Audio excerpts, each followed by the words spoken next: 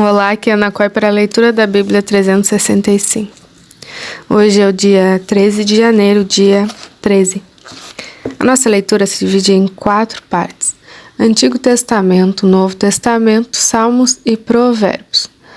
O objetivo é que possamos fazer diariamente o devocional da palavra, para nos conectarmos espiritualmente com as Escrituras Sagradas. Te convido a escolher um local confortável, de preferência em silêncio, para que você possa desfrutar deste momento em Cristo. Na autoridade do nome de Cristo Jesus, peço ao Espírito Santo que transbordem os nossos corações e os tornem ensináveis, para que possamos receber as revelações do dia de hoje. Amém e amém. Antigo Testamento, Gênesis, capítulo 28, versículo 1. Isaac chamou Jacó e, dando-lhe sua bênção, lhe ordenou, dizendo: Não escolha uma esposa dentre as filhas de Canaã. Levante-se e vá a Padan-Arã, a casa de Betuel, pai de sua mãe, e tome lá por esposa uma das filhas de Labão, irmão de sua mãe. Que o Deus Todo-Poderoso o abençoe. Faça com que seja fecundo e o multiplique, para que você venha a ser uma multidão de povos. Que ele lhe dê a bênção de Abraão a você e a sua descendência, para que você possua a terra e suas peregrinações concedida por Deus a Abraão. Assim Isaac despediu Jacó, que se foi a Padan-Arã, a casa de Labão, filho de Betuel, o arameu, irmão de Rebeca, mãe de Jacó e de Esaú. Esaú viu que Isaac havia abençoado Jacó e o havia mandado a Padan-Arã para tomar de lá a esposa para si, e que, ao abençoá-lo, lhe havia ordenado que não escolhesse uma esposa dentre as filhas de Canaã. Soube também que Jacó, obedecendo ao seu pai e à sua mãe, havia ido a Padan-Arã, sabendo também que Isaac, seu pai, não via com bons olhos as filhas de Canaã. Esaú foi à casa de Ismael, e além das mulheres que já tinha, tomou por mulher Maalate, filha de Ismael, filho de Abraão, irmã de Nebaiote. Jacó partiu de Berseba e seguiu para Arã. Quando chegou a certo lugar, ali passou a noite, porque o sol já se havia posto. Pegou uma das pedras do lugar, fez dela um travesseiro, se deitou ali mesmo para dormir e sonhou. Eis que estava posta na terra uma espada cujo topo atingiu o céu, e os anjos de Deus subiam e desciam por ela. E eis que o Senhor estava perto dele e lhe disse: Eu sou o Senhor, Deus de Abraão, seu pai, e Deus de Isaque. A terra em que agora você está deitado, eu darei a você e a sua descendência. A sua descendência será como o pó da terra, você se estenderá para o oeste, para o leste, para o norte, para o sul. Em você e na sua descendência serão benditas todas as famílias da terra. Eis que eu estou com você e guardarei por onde quer que você for. Farei com que você volte para essa terra, porque não o abandonarei, até que eu cumpra aquilo que lhe prometi. Quando Jacó despertou do sono, disse: Na verdade, o Senhor está neste lugar, e eu não sabia. E temendo disse: Quão temível é este lugar! É a casa de Deus, a porta dos céus. Na manhã seguinte, Jacó levantou-se de madrugada, pegou a pedra que havia usado como travesseiro e a pôs em pé como coluna, e sobre o topo dela derramou azeite.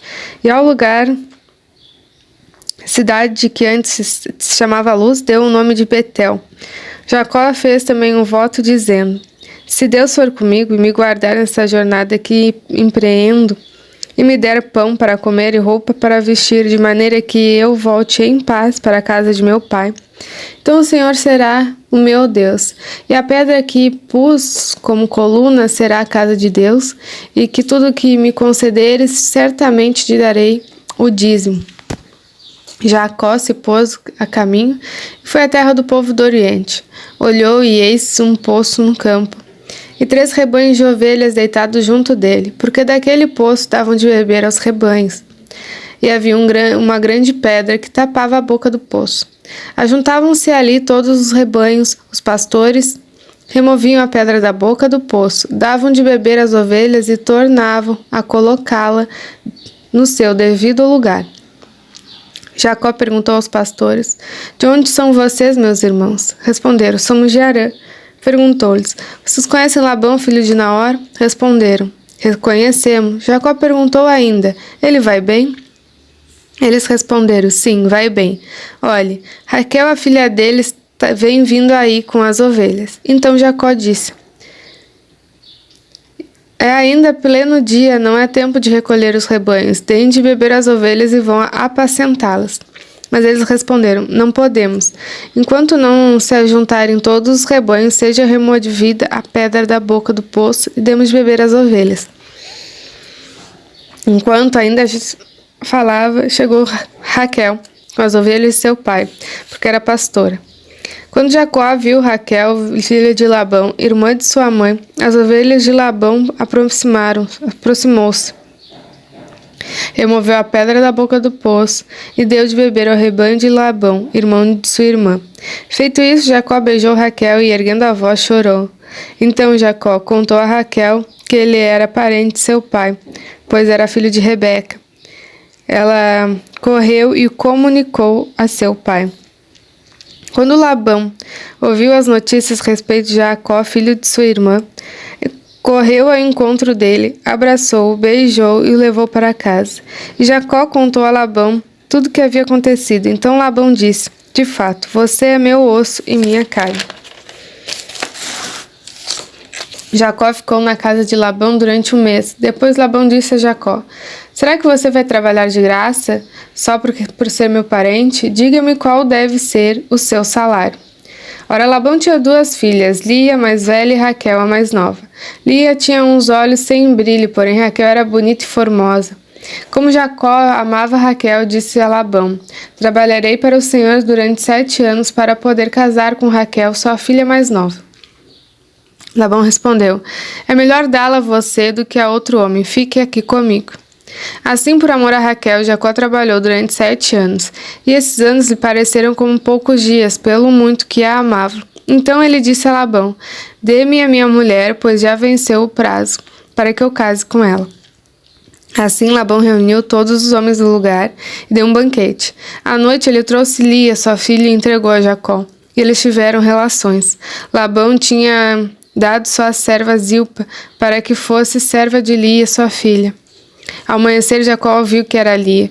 Por isso disse a Labão: O que é isso que o Senhor fez comigo? Não é verdade que eu trabalhei por amor a Raquel? Por que então o Senhor me enganou? Então Labão respondeu: Em nossa terra não se costuma dar em casamento a mais nova antes da primogênita. Complete a semana de festa de casamento da primogênita. Depois daremos a você também a outra, pelo trabalho de mais 7 anos que você ainda me servirá. Jacó fez o que Labão pediu e completou a semana de festa da primogênita. Depois Labão lhe deu por mulher a sua filha Raquel. Labão tinha dado por serva Bila para que fosse serva de Raquel, sua filha. Jacó teve relações também com Raquel. Ele amava Raquel mais que amava Lia e continuou trabalhando para Labão durante mais 7 anos. Quando o Senhor viu que Lia era desprezada, fez com que ela fosse fecunda, ao passo que Raquel era estéril. Assim Lia ficou grávida e deu à luz a um filho, a quem deu o nome de Ruben, pois disse: O Senhor viu minha aflição, por isso agora meu marido vai me amar. Ela ficou grávida outra vez e deu à luz a um filho e disse: O Senhor ouviu que eu era desprezada, me deu mais este filho, e deu o nome de Simeão. Lia ficou grávida ainda outra vez e deu à luz a um filho, e disse: Agora, dessa vez, meu marido se unirá mais a mim, porque ele deu à luz 3 filhos. Por isso lhe deu o nome de Levi. Mais uma vez ela ficou grávida, deu à luz um filho, então disse: Dessa vez louvarei o Senhor. E por isso deu o nome de Judá. E depois disso não teve mais filhos. Novo Testamento, Mateus capítulo 9, versículo 18. Enquanto Jesus lhe dizia essas coisas, eis que um chefe da sinagoga, aproximando-se, o adorou e disse: minha filha morreu, agora mesmo, mas vem impor a mão sobre ela e ela viverá. Jesus se levantou e o seguiu, juntamente com os seus discípulos. E eis que uma mulher, que durante 12 anos vinha sofrendo de uma hemorragia, veio por trás de Jesus e tocou na borda da capa dele. Porque dizia consigo mesma: se eu apenas tocar na capa dele, ficarei curada. Então Jesus, voltando-se e vendo-a, disse: coragem, filha, a sua fé salvou você. E desde aquele instante a mulher ficou sã. Tendo Jesus chegado à casa do chefe e vendo os tocadores de flauta e o povo em alvoroço, disse: saiam daqui, porque a menina não está morta, mas dorme. E riam-se dele. Mas quando o povo tinha sido colocado para fora, Jesus entrou, tomou a menina pela mão e ela se levantou. E a notícia desse acontecimento se espalhou por toda aquela terra. Saindo Jesus dali, 2 cegos o seguiram, gritando: tenha compaixão de nós, filho de Davi. Quando ele entrou em casa, os cegos se aproximaram e Jesus lhe perguntou: vocês creem que eu posso fazer isso? Eles responderam: sim, Senhor. Então Jesus tocou nos olhos deles, dizendo: que se faça com vocês conforme a fé que vocês têm. E os olhos deles se abriram. Jesus, porém, os advertiu severamente, dizendo: tenham cuidado para que ninguém fique sabendo disso. Eles, porém, saíram e espalharam a notícia a respeito de Jesus por toda aquela terra. Quando eles saíram, eis que trouxeram Jesus a um mudo endemoniado. E assim que o demônio foi expulso, o mudo passou a falar. E as multidões se admiravam, dizendo: jamais se viu tal coisa em Israel. Mas os fariseus diziam: ele expulsa os demônios pelo poder do maioral dos demônios. Jesus percorria todas as cidades e aldeias, ensinando nas sinagogas, pregando o evangelho do reino e curando todo tipo de doenças e enfermidades. Ao ver as multidões, Jesus se compadeceu delas, porque estavam aflitas e exaustas, como ovelhas que não têm pastor.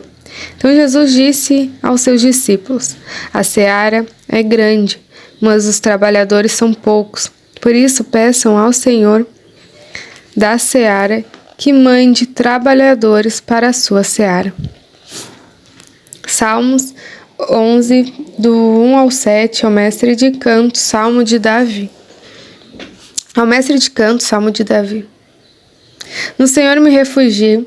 Como então vocês dizem à minha alma: fuja como um pássaro para o seu monte.